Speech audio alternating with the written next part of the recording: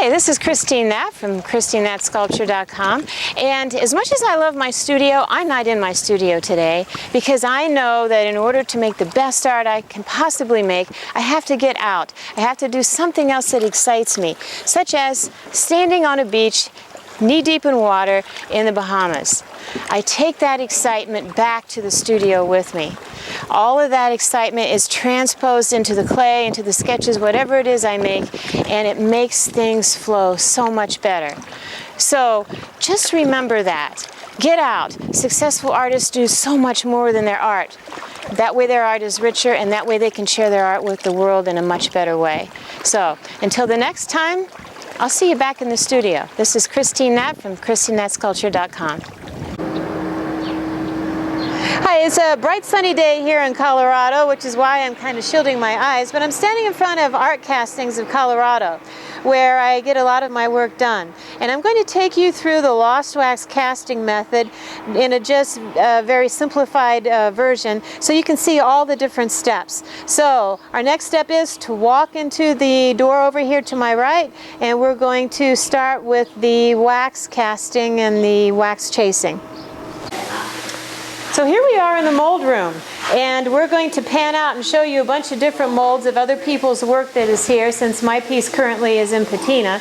But you can see how these molds are, they're usually silicone or urethane, and this is the step that we have to do before the wax casting and the wax chasing. The wax is actually poured into these rubbery molds, either silicone or urethane, like I said.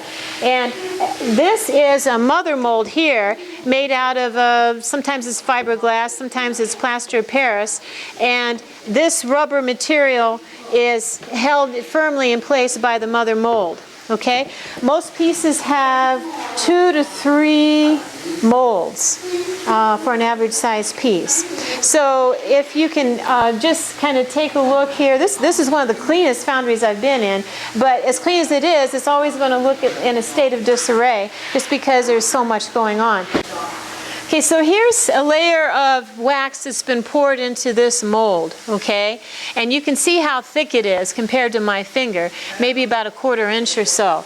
And then the different pieces of the mold will then be put together with more liquid wax, and then the seams will be chased by the people here in the foundry who do the wax chasing. Chasing just means that they refine the edges and make it look like the original. So we're going to move on to the room where they're working on chasing the waxes. So this is the wax room, and if you look over this way, this is wax that's been heated to 300 degrees, so it's nice and thin and liquidy. And what they do with this wax is they'll brush it into a mold like this gentleman's doing right here. And the reason they brush it in is they don't want any little bubbles to form. They want to get all the details in there, and they'll trim up the edges. And then the next step after that would be this area right here, where they take more of the hot wax at 300 degrees and they pour the wax into there and kind of move it around so it coats all the different areas. And he's going to do this for us right now. Perfect timing.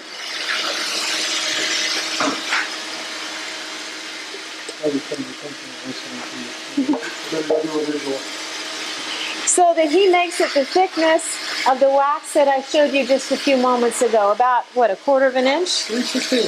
3/16 of an inch. Quarter's a little heavy. Okay. Sometimes it's a quarter, we can't help it. Well, sometimes it gets to be a quarter. Okay. It's never absolutely perfect. Okay, well, we heard it from the experts. So. Oh, we got the graphics. Alrighty, so we're going to move on to the next room. Alright, so this is Mac. And he's one of the wax chasers here at Art Castings, and he's going to tell you a little bit about the tools he's using and this piece he's working on right now.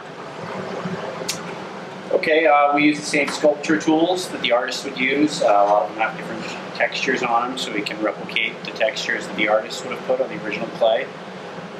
We use heat guns and soldering irons to melt the wax and to kind of weld the wax together to put parts on. This piece is kind of a Humpty Dumpty. Some areas are smooth and some are not. I actually have to cut the back off and put the arms on. Wow. So you have to make sure that all the textures match up, right? Yep, if it's yep, smooth, you need to keep it that way. And sure, that it goes to the next stage, kind of looking like the original did. excellent.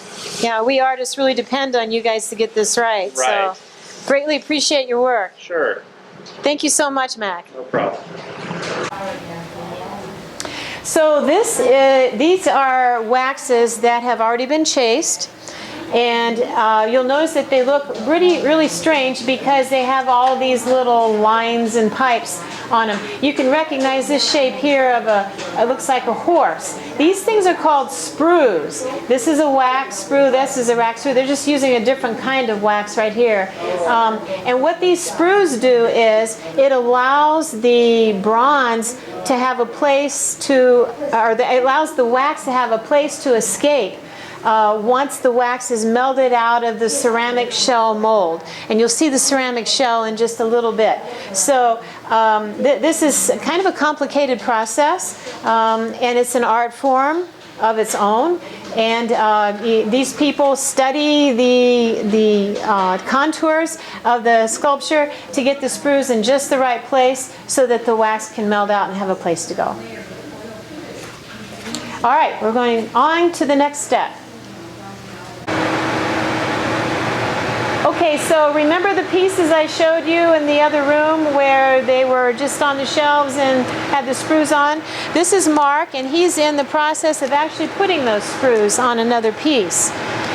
And he has like a little hot knife there that he's melting the wax sprues onto the actual piece. On to the next step. So I'm in the ceramic shell room right now. It's kind of noisy in here. And this gentleman is Jesse, and he's actually going to show us a stainless piece, a similar process to bronze. And he dipped it in, what kind of material is this? This is a pre-wet right now. It just helps the first ceramic coat go on a little smoother. Okay.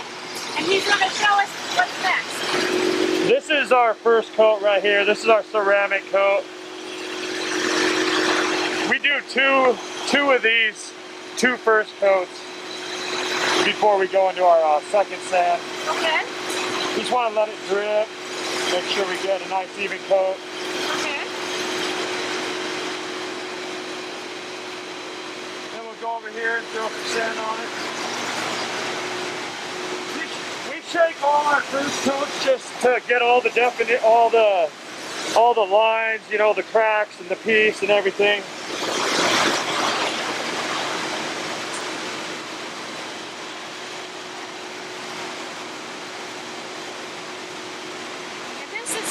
This is just a really fine sand? Yeah, this is called zircon. It's really fine sand. This is the finest one we have. Okay. And you do the finest sand now because that's what shows the detail, right? Yeah, you start out with the finest sand and then you just move on to, you know, more coarser, bigger sand towards the end. Okay.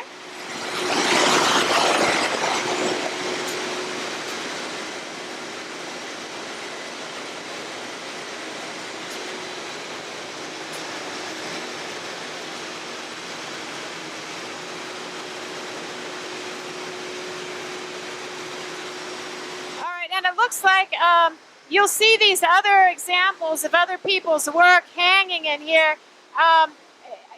They're big fans above all of these, and it just helps them air dry layer by layer. And they all look very strange, but in the end, it turns out to be just the way the artist had made it. Behind me is a rectangular object over there. That's the kiln, and that's where they take the waxes that are encased in the ceramic shell and they burn out all the wax, and that's where the wax comes out, follows the sprues out, and what you're left with is a ceramic shell that's the perfect likeness of the artist's sculpture.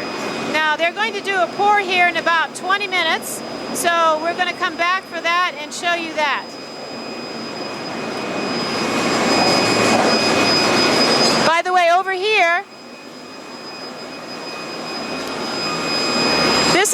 bronze looks like in its ingot form. And there are different brands of this. This looks like CMX. This obviously silicone bronze. And what are the percentages of metal on this? What percentage of copper is in this? Do you know? Not right offhand. I'd have to get the belt sheet. That's all right. That's okay. It's usually about 95 to 97% copper. Then there's a small percentage of silicone in there and a few trace metals. Okay, so this is the big moment. They're getting ready to pour the bronze. They're carefully waiting to make sure it's just the right temperature, and that temperature is right around 3,000 degrees.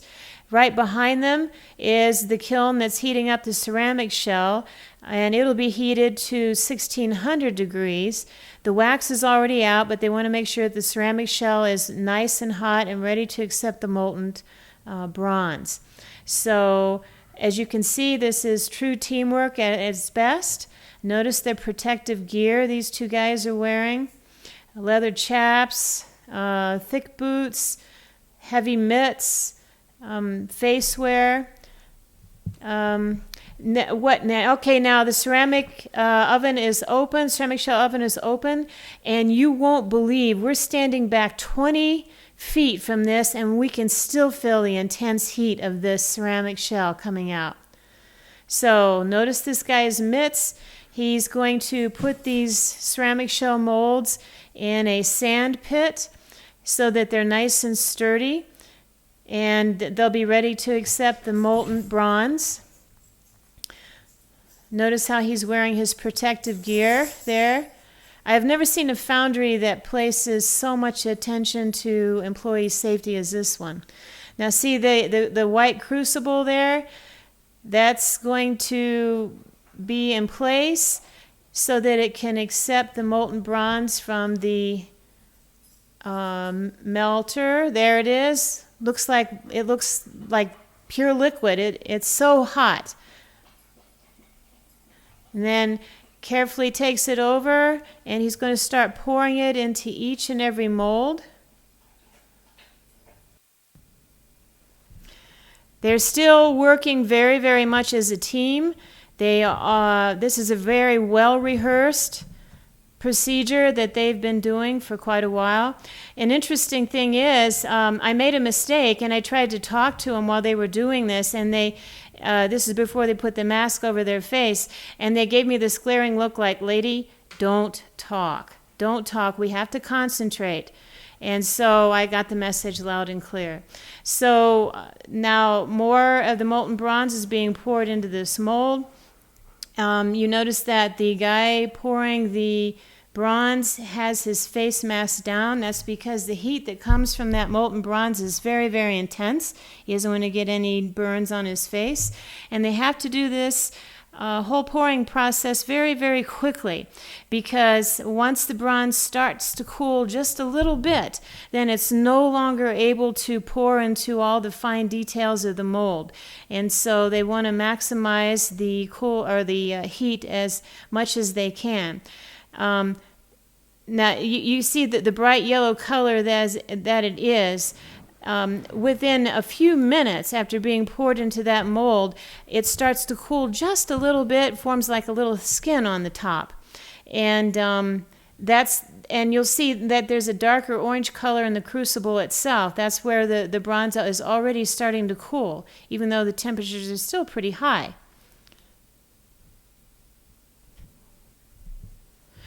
I wanted to take this moment, too, to go over the extreme care these two guys have to take. I was in a foundry in Cleveland, Ohio once, where as they were pouring molten bronze out of the crucible, some of it dropped on the cement floor of the foundry and bounced a little bit. It was incredible. It melted through the cement and the cement floor, and a tiny amount got in the shoe, the steel-toed shoe of the guy pouring it, and burned right through his shoe. So even though they are wearing all this protective gear, they are still at risk, and that's why they have to be extremely serious and very a lot of attention paid to every single detail. Okay, so now what you see in the one guy's hand is a hose with water. What he's doing is he's wanting to start cooling the molds, and while they're still in the pits. Now you'll see that the molten bronze is no longer molten. It's a darker orange color. It's no longer liquidy. And that's exactly what they want, obviously. So they're going to continue to spray the ceramic shell molds with water. Okay, now they are getting ready to transport these with some strong metal rods, and it's going to take 2 of them because it's heavy bronze, into another section of the pour room here.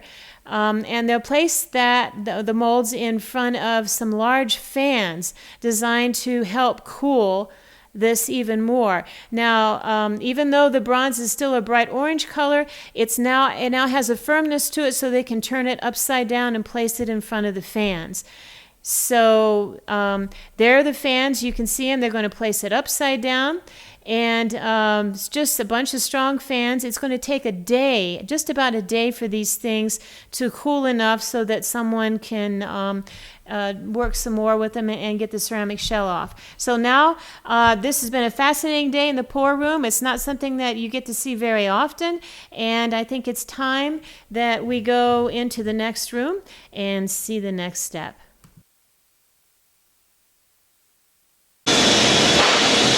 So this is the main storage area where the foundry keeps all of its bronzes while they're waiting to be put together in metal, chased in metal, and also waiting for patina.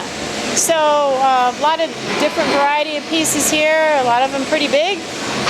So let's take a walk over here and take a look at a few things.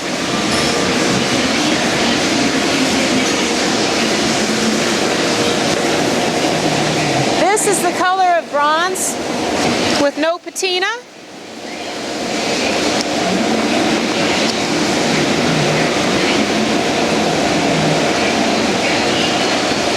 These are sections of bronze that have to be spliced together in the metal chasing room.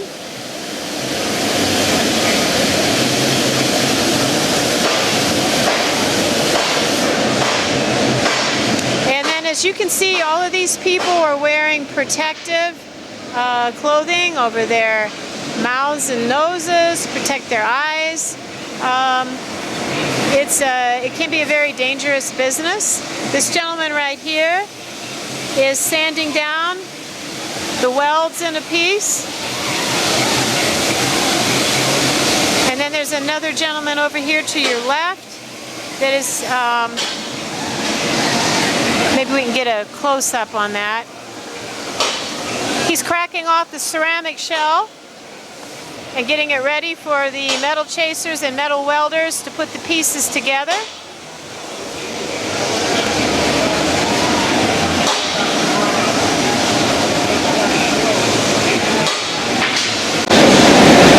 Alright, now this is a sandblaster that can be used on smaller pieces, where they put their 2 hands in there and then they can look through here and see what things are looking like.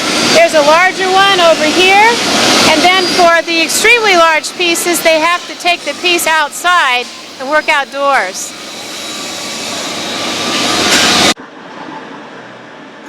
So here we are in Art Castings in Colorado, and they're working on one of my pieces right now. Right now it's the patina process, and as you can see, the blowtorch is being applied to the bronze to help open up the bronze. It pours in the bronze, and it allows the chemicals that they put on the bronze to become melded with the bronze. And so there are different colors that can be achieved with this. Right now he's putting in little bits of blue on this little boy's socks.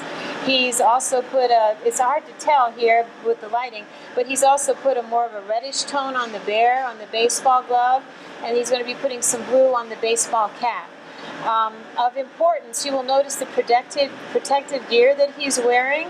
These chemicals are extremely toxic, carcinogens, and above him you'll see a strong ventilator hood. that helps keep him in a safe work environment.